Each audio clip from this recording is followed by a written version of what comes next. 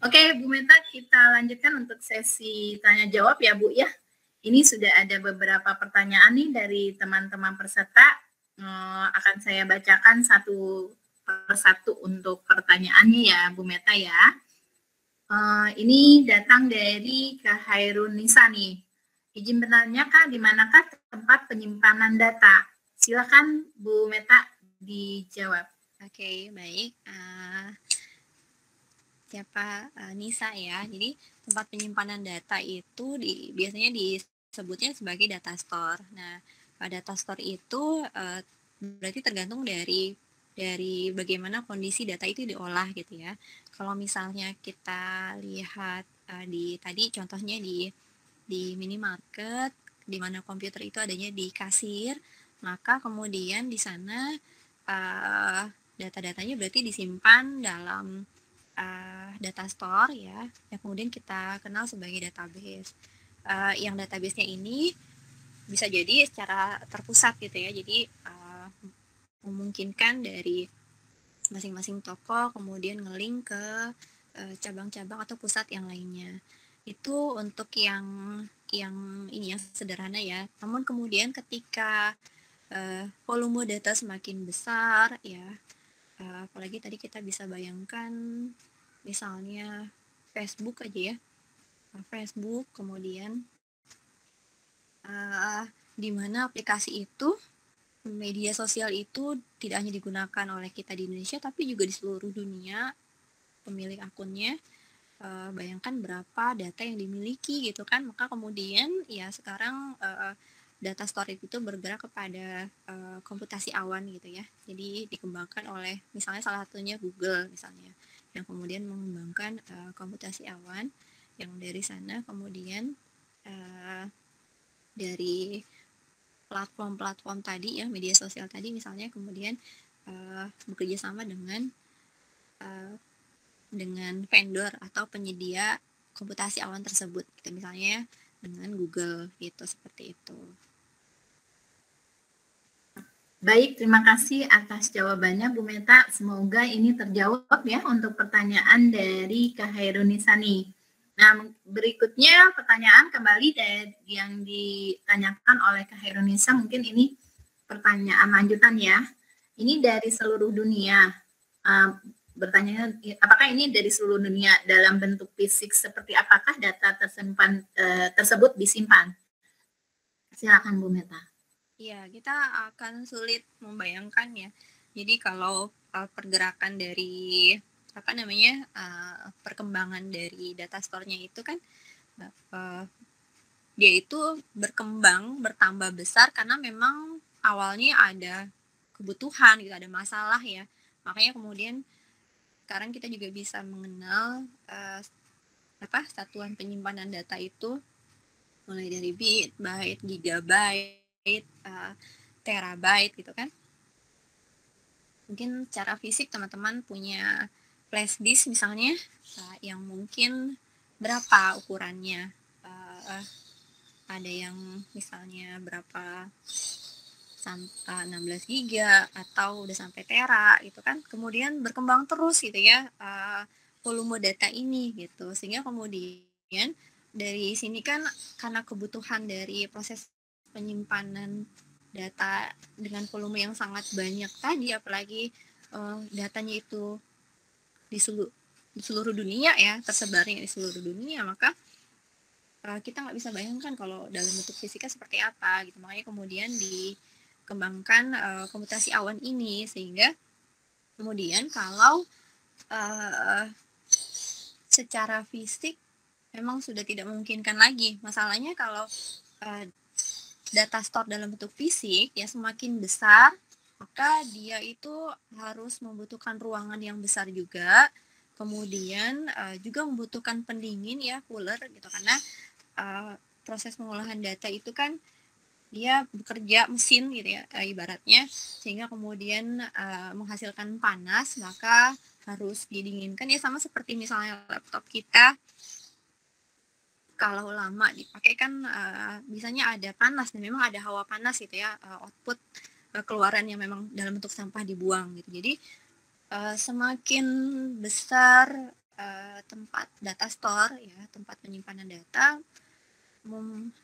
mewajibkan ruangan semakin besar, kemudian pendingin ruangan juga semakin banyak, seperti itu. Maka pada akhirnya dari kebutuhan ini bergerak ke arah komputasi awan tadi ya, cloud gitu, sistem penyimpanan cloud. Jadi kita bisa lihat bagaimana misalnya salah satu perusahaannya adalah Google yang ini ya, yang menyediakan sebagai penyedianya, itu seperti itu.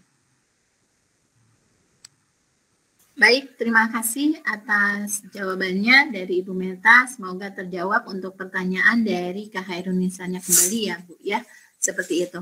Nah, untuk sementara ini kita belum ada pertanyaan. Mungkin kalau misalnya boleh tanya nih Bu, aku ada pertanyaan Bu Meta nih. Bagaimana sih struktur yang sebaiknya nih agar dapat dihasilkan metode pencarian yang sangat kuat, yang sangat luar biasa cepat untuk sekarang ini Bu Meta? Seperti itu. Cariin data ya, oke. Ya, jadi kalau tadi dilihat dari materinya, memang pada saat data preparation ya, itu memang dilakukan beberapa step-step, langkah-langkah untuk proses pengolahan berikutnya gitu ya. Jadi dari data preparation itu ada proses cleaning, ya, pembersihan data. Jadi pembersihan data ini misalnya data-data yang outlier ya, misalnya kalau datanya dalam bentuk rupiah misalnya ya, nominal uang yang kemudian nolnya kelebihan banyak atau ternyata tipe datanya salah ya, outlier ini berarti kan bukan outlier lagi, datanya salah, ini yang kemudian dibersihkan dulu pada saat data cleansing gitu. Jadi pada saat data preparation ini yang kemudian dilakukan sehingga ketika datanya sudah siap, maka bisa dilakukan proses pengolahannya ya.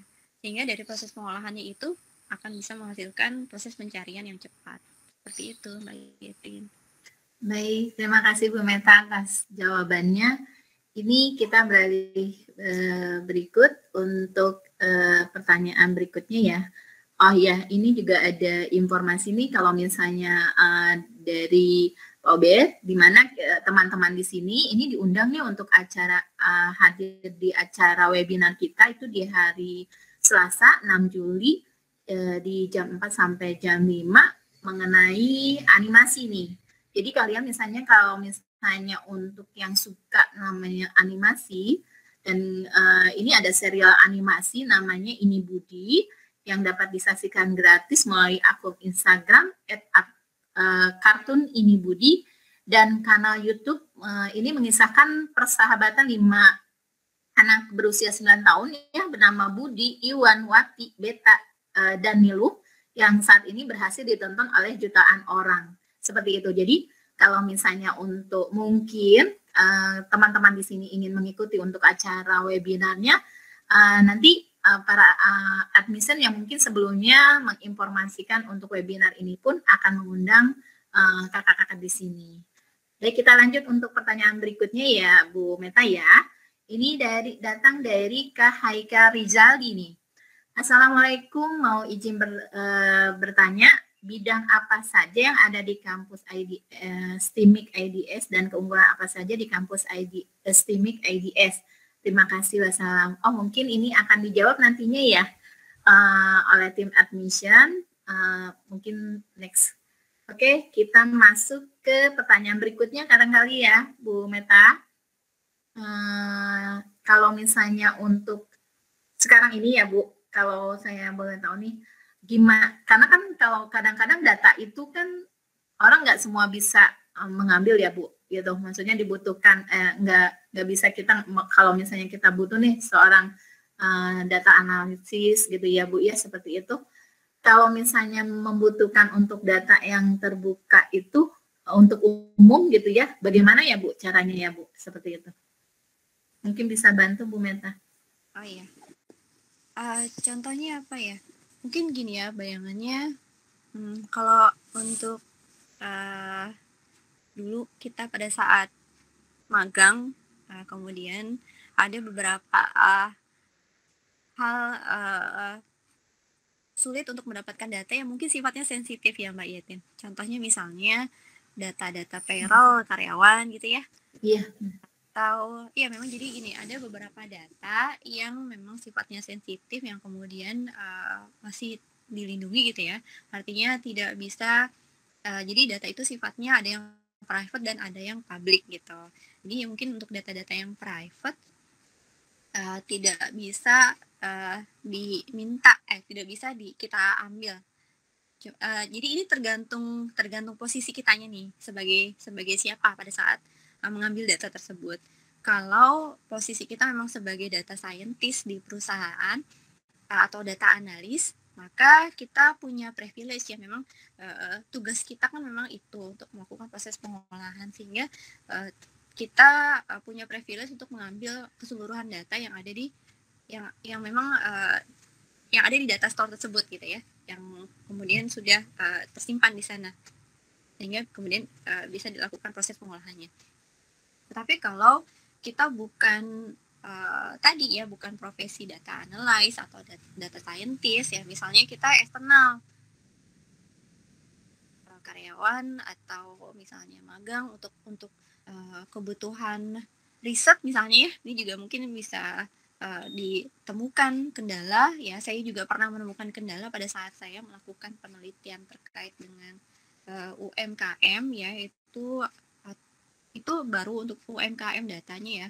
Mungkin untuk yang lebih sulit lagi didapatkan biasanya ya kayak seperti tadi ya, payroll karyawan atau data rekam medis ya, data rekam kesehatan seseorang gitu, atau misalnya kalau di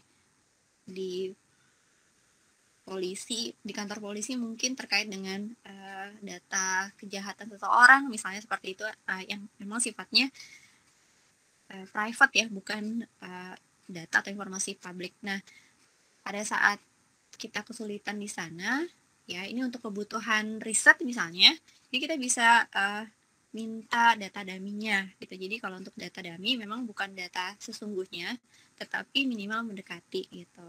Jadi karena memang untuk kepentingan riset itu sendiri sebenarnya kadang-kadang yang dibutuhkan bukan data aslinya. Misalnya pada saat kita sedang mendevelop aplikasinya gitu ya, yang kemudian dibutuhkan adalah format datanya sebenarnya gitu. Sementara untuk data-datanya itu tidak menggunakan data real pun nggak masalah ya, misalnya data dummy-nya.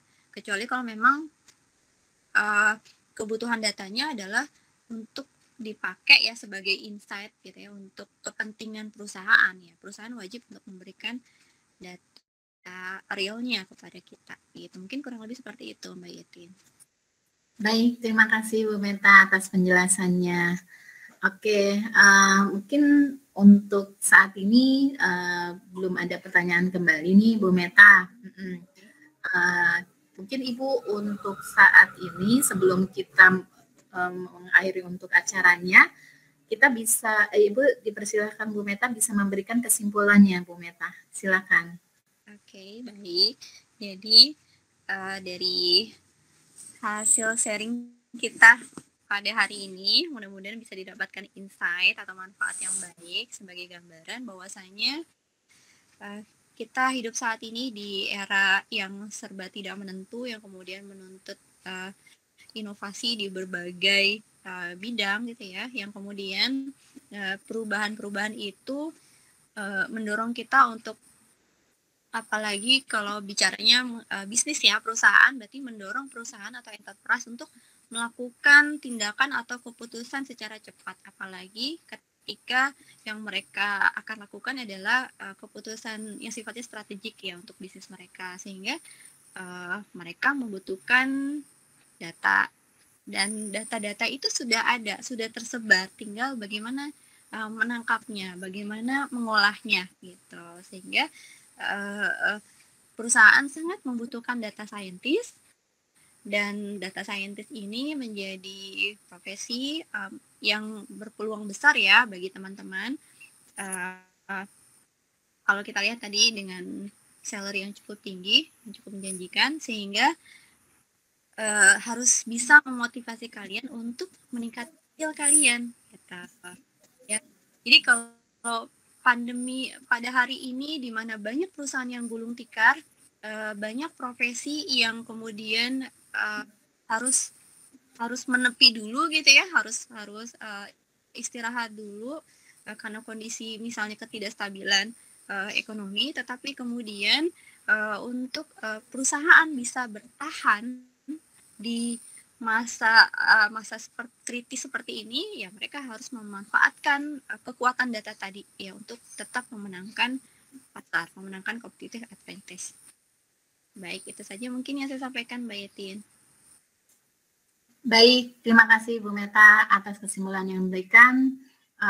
Mungkin ini diinformasikan kembali nih untuk sebelum kita tutup ya untuk acara webinarnya. Informasi kembali untuk yang webinar di serial animasi ini. Jadi jangan lupa di sini di chat tersebut ada link ya yang mungkin teman-teman di sini bisa langsung mendaftar nih untuk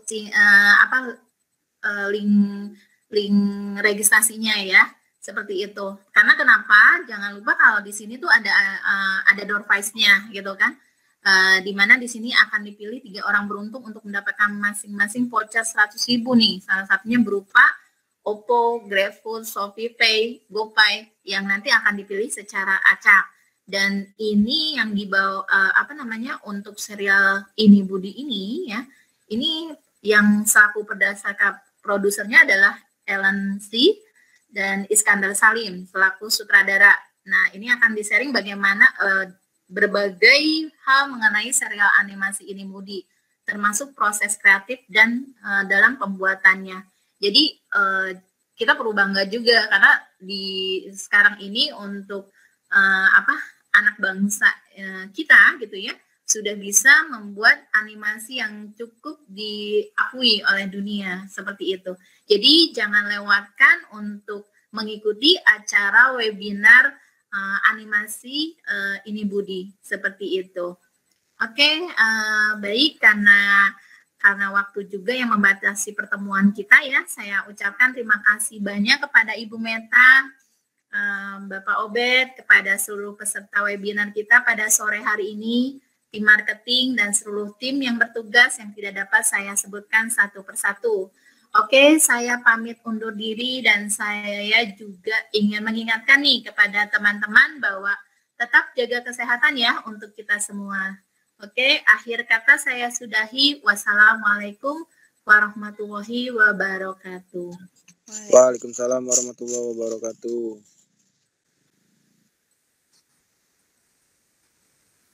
Oke, terima kasih Mbak Yetin. Saya